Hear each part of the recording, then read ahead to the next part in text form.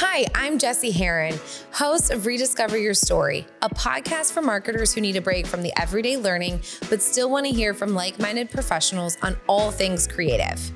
Today, we have Lou Velazquez in this episode, a kismet experience from playing with Matchbox cars to now being the director of marketing at the BMW Store of Cincinnati.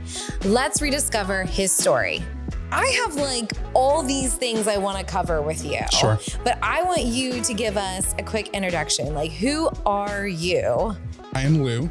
Yes. Lou Velazquez. Yes. I am 32 years of age as of 2 days ago. Or as everybody's saying, 30 Lou. 30 Lou. I don't know about you, but I'm feeling 30 Lou. Oh, I love that. Yeah, Okay. well, Okay. everybody loves that. Yep. I'm a Swiftie fan, so it's cool. Who isn't? I mean, most of my friends will say that I'm a hater, but then they're like, why do you like some of her songs and play them on repeat so much? And I'm like, they get under your skin. It's contagious. They do. They do. I am the marketing director at the BMW Store and Cincinnati Mini. I've been there for nearly 10 years, which is pretty much my entire adult life, if you will. I graduated from Miami University in 2013.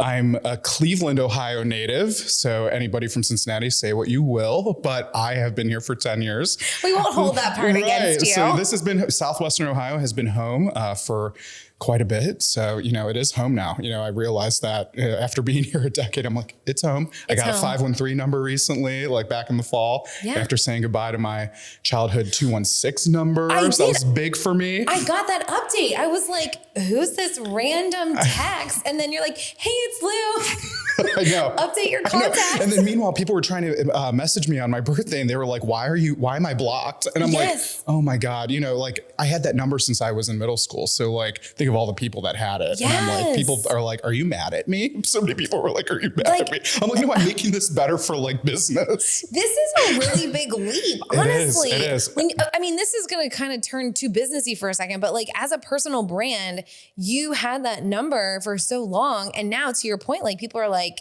oh my God, you don't love me anymore. But Why I am I realized blocked? it was actually detrimental to my brand because, I'm like this big Cincinnatian now. And actually I live in Newport, so at Northern Kentuckian as well.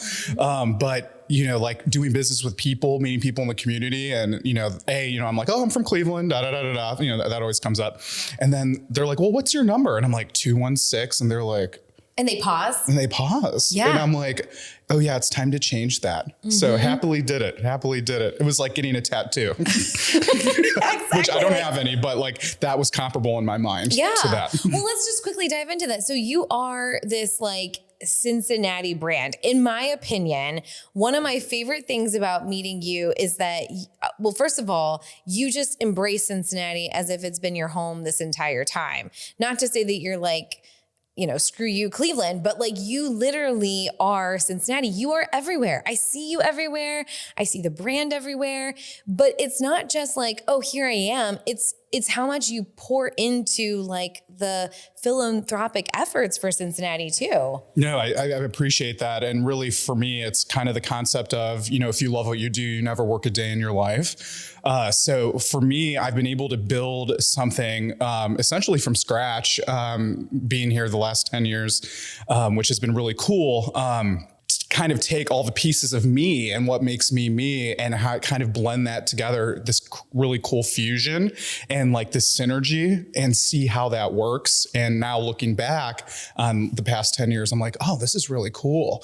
And I'm only 32. So I'm like so excited what the future holds and what things will look like moving forward. The work is certainly not done yet. So I'm very excited about that. But I was able to come into Cincinnati with an outsider's advantage, if you will. I started coming down to Cincinnati, like later in my Miami experience, like junior year and senior year, we get in the car, and skip class, come down to Kenwood Mall.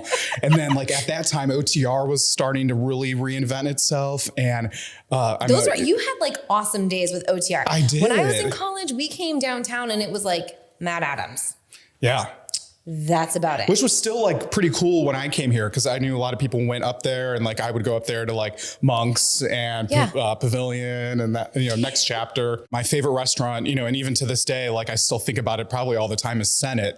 Something about like a gourmet hot dog was so appealing. Like growing up, like in Cleveland, I would always go to this. It was our Findlay Market, but called the West Side Market, and they had a hot dog stand. And my dad would sit me on the counter, and we'd have stadium mustard and ketchup on the hot dog. And like for me, that's part of my woven fabric. So like I loved Senate, and that was like I would always come down from Miami and go there. And then once like a bunch of my friends and I moved here to Cincinnati after graduation, that's what we did, is we dove into OTR. We go to Bakersfield, we went to Japs, and at the time there was the Annex, and we'd go to Neons, and we just really would like, that's what we did. And like now I look back, like I still do a lot of those things, but like Cincinnati has been evolving and advancing so much in the past decade. Like there's always something new to explore and something new to see, whether that's an OTR or Central Business District, the banks. Now I'm like fully immersed into Northern Kentucky. So that's Newport, that's Covington. So, I mean, we have I came here at the right time, I feel like, and I really made it my own in a time that Cincinnati was making itself its own in the region. So I love it. I love it so much. I know. I think it's amazing. And so you come here, you're in Cincinnati, you land this awesome role. Like I can't even imagine, being the marketing director of the BMW store in Cincinnati. I mean, you have to have a passion for, or a love for cars, right? No, absolutely. No. And that was entirely it. And you kind of like look back at certain moments of your life, and you're like kind of that kismet moment. You're like, oh, this is probably meant to be. But I was always a huge car kid growing up, probably attest to the go-karting that I did 2 days ago. But no, I was always a huge car, and my grandma was telling stories over the weekend about how, at 2 years old, I used to sit at the front door, and just name every single car that drove by at like 2 years old, like by make and model. Like that was so woven into me. So you're like a savant in cars. I know, like my best friend Vic said that. She's like, oh my God, she didn't know that. And my grandma was telling her that over the weekend. And she's like, Vic was like, oh, I totally get it now. And I had tons of Hot Wheels and Matchbox and big die-cast model cars that my dad collected for me. And some of them are still in my apartment to this day. I have a couple in my office. So like anybody that comes into my office at the BMW store, it's cars everywhere, BMWs, Minis. And I always say it's like being inside my head, which there's a truth to that. And what's really interesting is there's kind of two things of like that kismet approach that I kind of understand now when, hindsight's 2020. There were two things I did as a kid that you'll like hear and you're gonna be like, oh, well, that makes sense. So I used to spend hours on the computer, on the internet, on BMWUSA.com. Wow. And like using their online configurator and building cars. Because like the different color combos and like trims and wheels and all that. I would spend hours doing it. So wait, what age group is this? Like, where are you? I'm like probably around like, no. This is probably like 9 to 11, 9 to 12 at this point. Yeah. And then around that time too, around 2002. So I was about 11. Oh my God. Oh, I had already graduated high school. That was kind of the time that the Mini Cooper came back into the US. And it was this big, I don't know if you remember, like phenomena about like the Italian Job. Oh my God, how many times I watched that movie. And then on my PlayStation 2, I would play the Italian Job video game. And there was one where like you had to be like, get somewhere in a time, whatever. Yeah. But then there was one where you could just do test drive. And that's what I did for hours, just play test drive. Mini Cooper around like LA on my PlayStation 2. And then so fast forward, it makes sense. It totally makes sense. And I remember one of those trips that I came down maybe junior or senior year from Miami. And I remember I was probably coming up from OTR and I was driving past like Red Bank Road. And I saw this business and I was like, me being so in tune with cars, I'm like, it's called the BMW Store. Right. I'm like, that's so neat. It's also very like confident. Right. Almost like confident. Almost a little cocky even.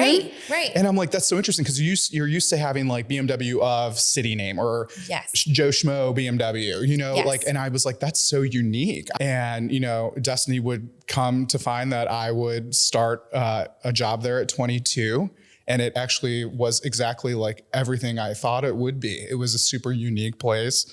There was so much passion there, which of course is our tagline, passion loves company.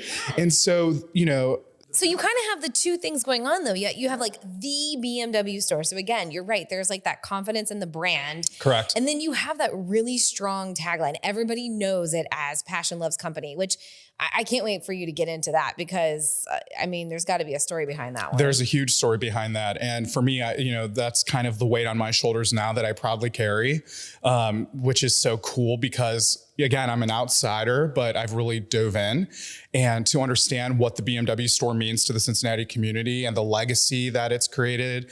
It's been open since 1979. So we're talking about 45 years at this point. But the story behind it is really cool. So it was started by one guy. His name was Tom Schwartz.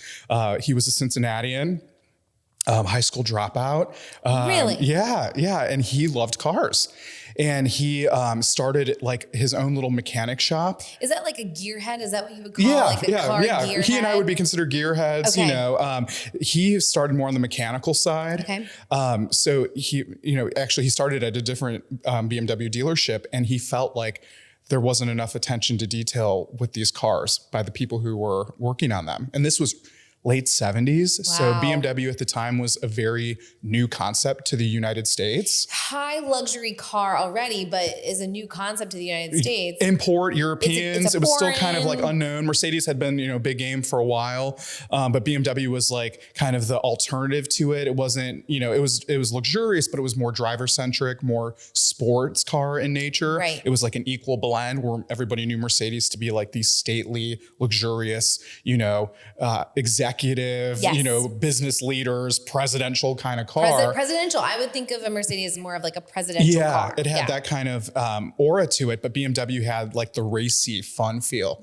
So Tom had started a business in the late 70s called the BMW Store, but it was a mechanic shop. It was like a repair facility. So and it was started independent. as a mechanic shop? Yes. Huh. And it was in Fairfax, like over by Marymount. And BMW in North America found out like there was some kid in Cincinnati operating a business called the BMW Store. And they're like, what? Like, what the hell? Yeah, they're like, who are you? Hold on a sec. And so they came to Cincinnati to meet with him, essentially, to say like, you got to shut this operation down. Well, he was a very charming guy. So, I mean, what happened as the end result? He got a franchise out of it. That's amazing. And so he bought the property on Stewart, where we are still to this day. And for, over 3 decades, he built this business and this legacy and this campus and this brand. And this brand. He really, I feel like Tom was the BMW brand builder in the Cincinnati, like the region, the entire region. No, he of was. And it really, that it was a testament to his devotion and his passion for the product. So he taglined Passion Loves Company very early on. It's a registered trademark. It belongs to us. And it's not BMW car specific. It's specific to the business, the BMW store. And the idea was that like he was so passionate about the cars that he wanted to share it with everyone. And so his friends became Cincinnatians, the movers and shakers. And like they all had this commonality of driving a BMW because Tom was so infatuated. He just wanted to share it with everybody. Yeah. So it became like a car club. It was a anything, car club, right? but like a people club. Yeah. So like if I was passionate about cars, but you were passionate about this, that, or the other, and other people had, from all walks of life came together, and it created this really super cool community.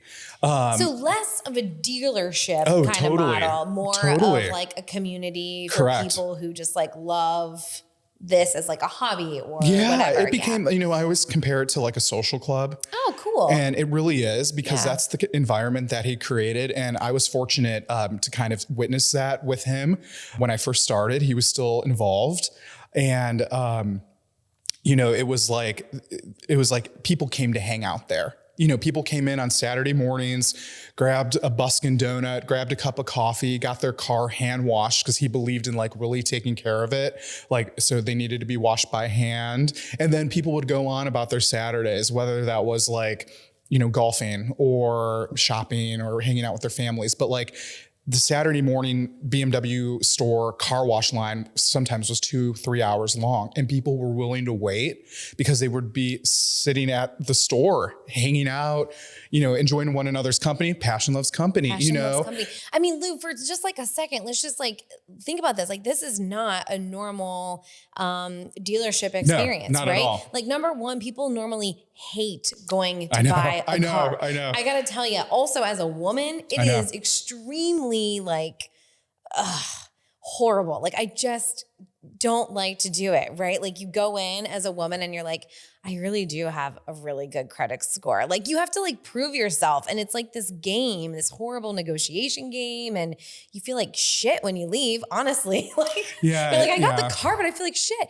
Whereas you're making it an experience. Like you have this experiential kind of by design where nobody feels like they're being hounded when they walk in. They feel like they're part of a club. I mean, that's a totally different way of, I don't know, selling cars. No, it totally is. And that's what made Tom kind of like, kind of an innovator at the time because, innovator now too. And even now, you know, when obviously I'm really well versed in automotive, but, as we move to more, you know, as consumers move more to an experiential world and where we kind of prioritize experiences, this was something that Tom established early on when that wasn't a priority for the automotive world. It was very transactional. It was very transactional. Yeah. In the 80s and 90s, he built this culture of like, come in and like be part of the family, you know, and that was really unique. And again, like, I probably wouldn't be there if it wasn't like that. So, you know, like the business had to resonate with me and like my core. And of course it did. So I'm like, no, I understand that this is a truly unique place and the legacy that it has. And so now it's kind of mine to carry on, which is, you know, I'm so grateful and fortunate too. But it's really cool because I get to meet people in the community. I just met one at a derby party a couple of weeks ago. All these people knew Tom. And they had nothing but great things to say about him.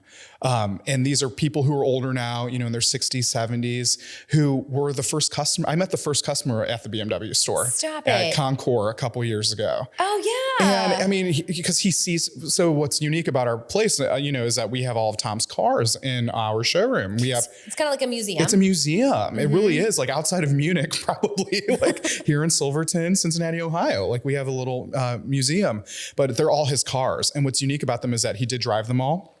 We take them to shows now and everything. And it's so cool to do that because they're really, really special cars and some very rare ones. But, you know, the story behind Tom was that when he first started the store, as we call it, the store, it was a one-man show. So the gentleman who I met at Concours a couple of years ago, he told me that he's like, you know, the car got sent on a carrier to the BMW store, the first delivery. Wow. And it was his, I can't remember his name, but he was a wonderful, wonderful gentleman. And he's like, Tom took it off the truck. He inspected it, made sure it was ready to go. So put it on the lift, made sure it was ready to go. He had it cleaned up and then he sold it to the guy. I mean, it was a one-man show at the time before he started taking on more staff. Mm-hmm. And kind of a testament to that too. You know, there are two things I'll say to that. Because Tom also worked on the cars at the time, he would wear a white lab coat because he would get covered with maybe oil or dirt from working on the cars. Oh my gosh. But then he needed to be forward facing and greet the customers. So he'd put on this white lab coat. I mean, everybody looked like doctors or lab, like physicians, scientists. Yeah, they're the car scientists. It was the car scientists. And, you know, that was a tradition we had up until, you know, probably the mid 2010s. So I got to see some of that when I first started. All the service advisors, they wore white lab coats, and that made it really unique to the brand of the business. I was going to say, what a cool experience. I mean, a couple of things. I mean, like having the white lab coats, right? So like you kind of just knew this was going to be a different experience. Right. And almost like a white glove experience. 100%. Right? But more than like, it wasn't like white glove in the sense that it was, you know, first class, but in a very personable way. Yeah. Because you went in there and you knew everybody. Right. It seems to me like a relationship business. It really is. That's really what it seems like, right? It is, so when absolutely. Because, I mean, again, when you're thinking about, I mean, you are extremely B2C. You are going to the consumer, but you're going to the consumer with a passion loves company tagline. You're going to the consumer with experience and with relationship. And I also love that Tom started as the mechanic. So he knows so much about the vehicle. He doesn't have to sell the vehicle. So Correct. You're not selling necessarily. You're just educating and Correct. sharing your passion. And that's a contagious thing, right? No, it absolutely is. And that's why the thing is when you have two great products, BMW and Mini, in a lot of ways, the vehicles sell themselves because it's for BMW, it's an aspirational product. It's a 1.5 year wait to get the Mini.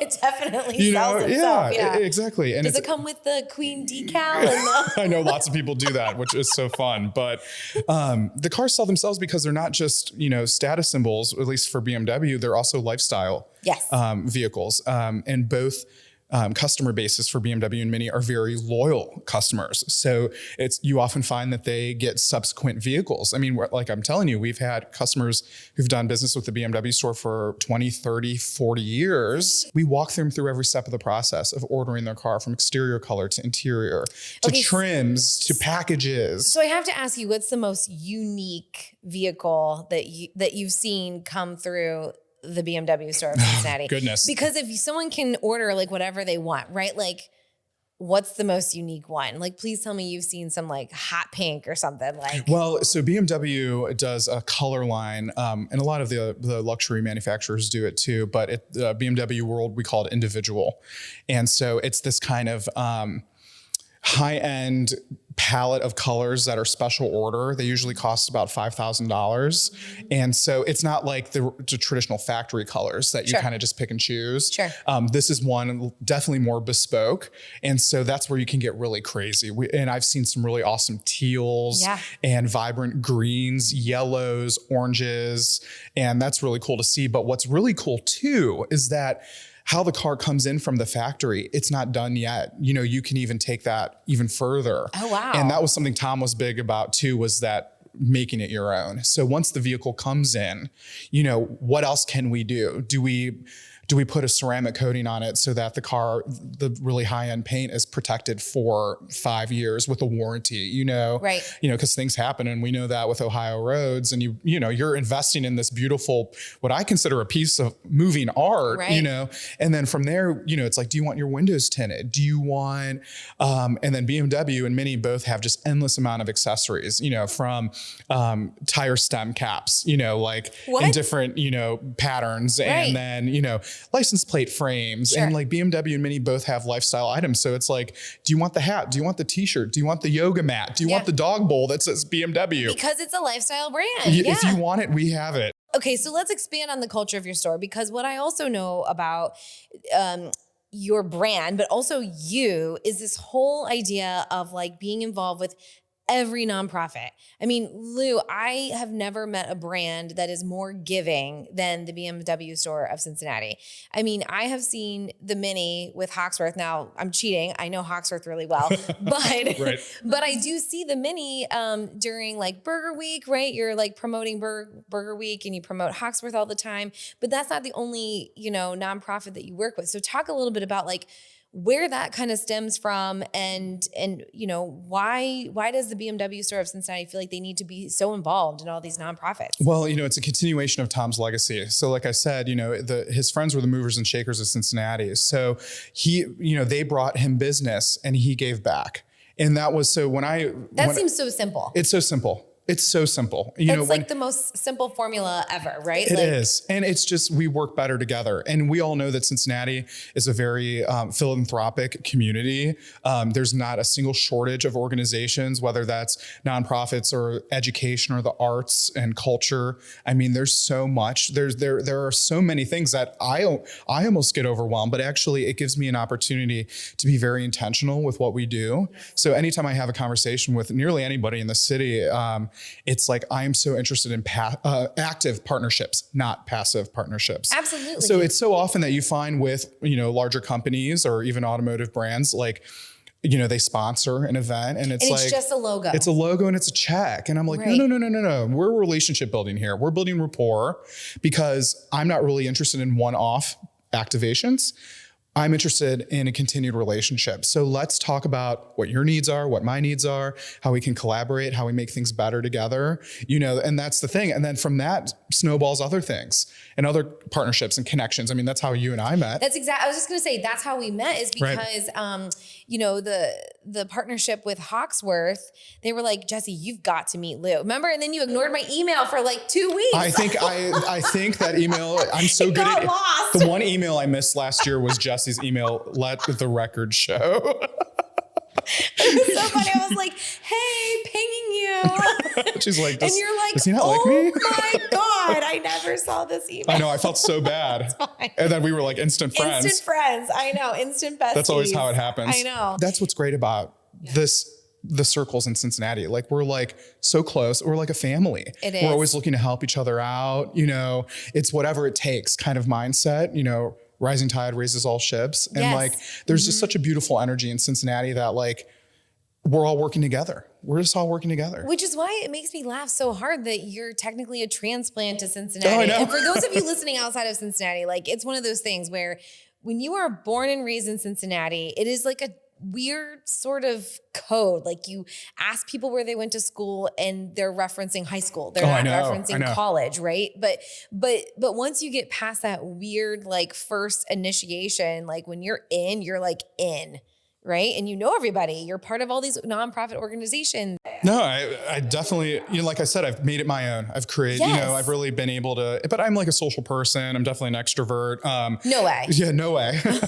That's not how we connected at all. Really? Not at all. You know, I'm type A. So like, you know, it's kind of like, I'm going to go I'm going to get what I go, you know, I'm going to get what I go after, you know, like that kind of approach all the time. Yeah. You know, so that is kind of, no, but you know what? I never felt like an outsider. Which is even better, right? Everybody has always been so welcoming to me. And I think maybe because you kind of get out of it what you put into it. So maybe if I was closed off and standoffish, maybe not so much, but that's not who I am. So I was just going to say, it kind of feels like that. Everybody wants to work together. I mean, tell me from like a marketing perspective, I feel like not that your job is easy by any stretch, you know, it's not easy, but like, how are you expanding? How are you bringing more people kind of into the family, into the circle of trust a little bit with, you know, with the BMW, with the minis, kind of as that like social club? How do you do that? Well, you know, the idea with marketing is that it's a lot of trial and error, right? Totally. And I'm totally okay with that. And I love it's like the fail forward concept. And so like in your office space and stuff, is that kind of like acceptable? Everyone's like, yeah, fail forward. And it's because totally we're fine. A family, you know? I love that. Luckily. How else are you going to figure out what works and what doesn't? Exactly. Yeah. And, you know, it's kind of like I get a lot of autonomy with my job, but like there's a lot of trust there, you know. And again, I bear that weight on my shoulders. You know, I like to be a good steward of what I'm given.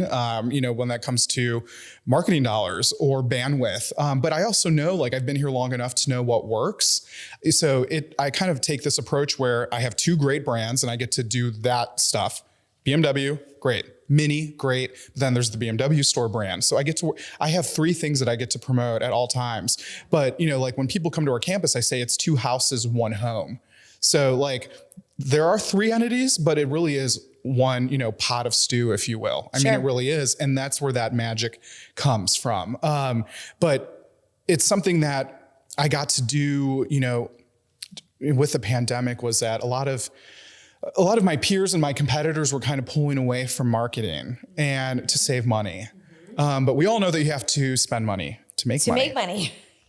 So that was, you know, I striked the iron when it was hot. And I was able to, when other competitors and other peers kind of backed away from things, I was able to take advantage of that. Yeah. So we had, you know, aside from the nonprofits that we support, through a number of different ways.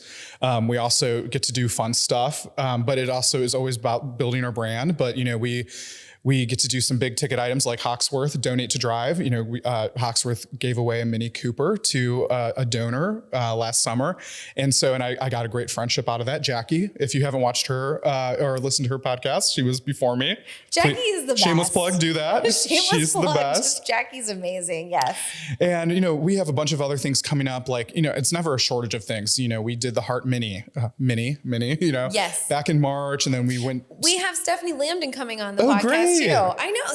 See, this is crazy. We're all working together. It's great. Yeah. And then we have the auto show. And then moving into next month, where it's going to be a big month, we have the Concours, of course. Yes. And we just signed on as the Hangar Party sponsors. So we're really excited. Yeah. Oh my gosh. I worked that last year. I know. It was so fun. It's so fun. Lindsay and Amanda and Sarah and I were talking about it last week, and we're like, they just want to go this year instead of working. Yep. Oh, Lindsay's working it, of course. Yeah. But it's so fun. And so I love that. For me, being such a car guy, that is the weekend for me. It's like Christmas for me. Yeah. So Hangar Party and then the show on Sunday, but so is that like, from like a marketing perspective, like those impressions, are those like super positive impressions for you guys then?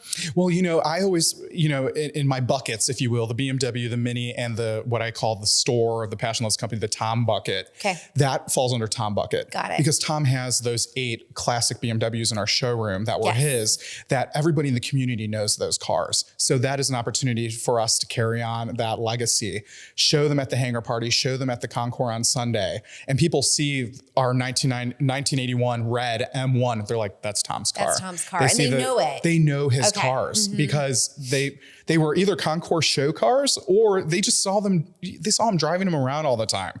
So it's super unique. I'm always like, pinch me when I get to drive them. I'm like the little kid. Yeah. I'm like, oh, I get to drive these classic vintage BMWs that actually sit in a showroom proudly in Silverton, Ohio. And it's like, if you've never been to the BMW store, like, I have never call been. me, email me, come in. I'll give you a tour. I need a tour. We'll sit in my office, which we call the VIP lounge. Okay, good. And we'll have a good day. We'll have fun. Because if you pay, everybody's just like, we pass it up and down 71 all the time. But if you've never been, you're doing, it's actually really cool. I mean, I have moms that bring their young sons come in, and what's really cool. This is another testament too. We have employees who work there now who used to come in with their parents as a kid, like for the car wash. And so we have employees that remember so-and-so at 5 years old. And now 20 years later, they're a service manager at the BMW store. Okay, I'm bringing my son. It's the culture. We're coming in. You have to come in. We're going to spend some time with you. Heads up to my husband, I'll probably come home with some sort of vehicle. Yeah, probably. Probably. Every event I go to, he's like, what did you buy? Like, just a trip to Mexico. We'll just say it's a weekend fun drive. Right. It's a weekend fun drive. Exactly. But like, don't you love it? Yeah. Can't we just go back and like turn our other car in and just bring this one home? And that's actually something we do. Like, I think I printed 30 of them last month, but we do weekend fun drives, which like, shout out to anybody listening. If you're trying to fundraise for a silent auction or any sort of fundraising efforts, at bare minimum, what we always offer is a weekend fun drive. So either BMW or Mini, your choice. I'm happy to provide one of each. And look at you. People get really excited about that. That is exciting. So then people reach out to me. So then I'm the person you get to contact. Yay. You get to schedule a weekend, come in on a Friday, get a BMW, get a Mini. And you have it for the weekend. And you have it for the weekend. Yeah. Again, it doesn't look like a car dealership. It doesn't feel like that because it isn't. It's a club, and we have these beautiful buildings with plenty of room for people. And, if it's just coming to tour the facility or it's coming for an event, we love to have you. I mean, we really just welcome and open our doors to anybody who wants to come check it out. I cannot thank you enough for being here. No, happy to do it. I was looking forward to this. I was so excited too. Thank you so much for telling. I mean, honestly, I didn't know all of this information. I can't wait to check it out. All these fun facts, all these things. You're the best. Thank you. Thank you. You're the best. Thank you for listening. If you would like to rediscover your own story, please connect with us at any of the links below. My name is Jesy Herron. Thanks for taking a break with me.